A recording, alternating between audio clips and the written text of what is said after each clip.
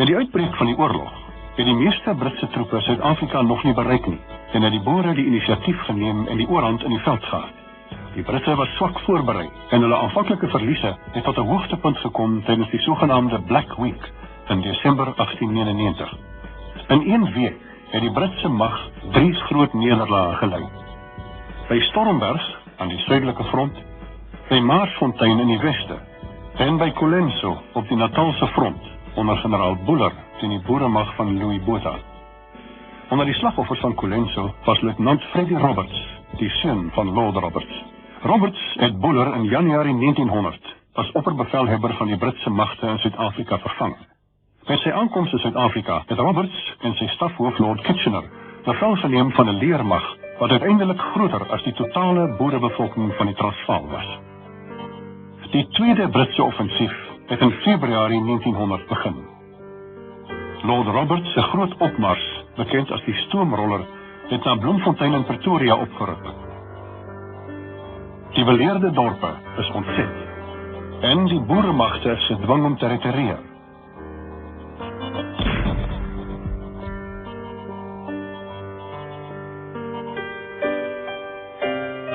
Die stoomroller opmars het uiteindelik tot 'n groot nederlaag vir die boere gelei toe generaal Cronje met 4000 man by Paardeberg moes oorgee. Terselfdertyd het Britse versterkings Suid-Afrika bly instroom en na die noorde opgeruk.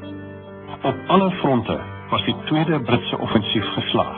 In die sin dat dit tot die val van beide die Republikeinse hoofstede gelei het, naamlik Bloemfontein op 13 Maart 1900 en Pretoria op 5 Junie 1900. En volgens Europese oorlogsreëls was die oorlog dan eintlik veronderstel om verby te wees.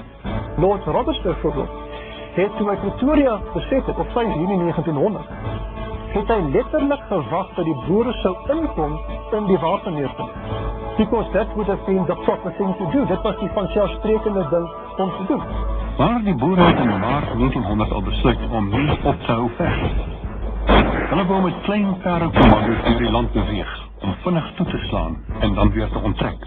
En hierdie guerrillafase word dan gekenmerk vanuit boerekant, vanuit boereoogpunt, deur sogenaamde tref en trap, hit and run aanvalle wat verloos is teen Britse kolonnes, die vernietiging van die Britse infrastruktuur, spesifiek dan die spoorlyne, spoorbrûe en die meer. En uit die aard van die saak het dit geweldige probleme vir die Britte geskep. Generaal Christian de Wet het veral goed gevaar met hierdie nuwe beweeglike guerrilla taktiek. Dan, 5 Junie, sit Roberts in Pretoria. 2 dae later kom die slag van Rodewal. En Christian de Wet slaan 'n geweldige groot slag daar. Roberts se verbindingslinie is verskriklik kwesbaar van Bloemfontein na Pretoria omdat hy so vinnig opgetrek het. En nou daar voorrade opgehoop by Rodewal. De Wet slaan toe. 'n geweldige, waarskynlik die grootste aanslag vir die hele oorlog. Minstens 100 000 pond se skade aan die Britse skatkis. Britse voorrade wat daar gebuit en ook gebrand word.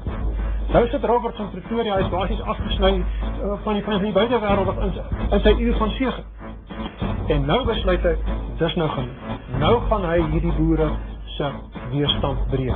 En sy volgende proklamasie is 16 Junie 1900, 'n beduidende nuwe ontwikkeling, wanneer hy bepaal dat die plaas naaste aan so 'n voorval op die spoorlyn moet afgebrand word.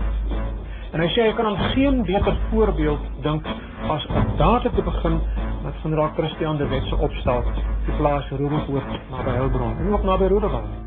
En op 16 Junie 1900, daardie oggend, word Christian de Wet se plaas afgebrand. 'n nuwe dramatiese wending in hierdie eintlik geskuurde aardebeleid wat hom nou ontvou.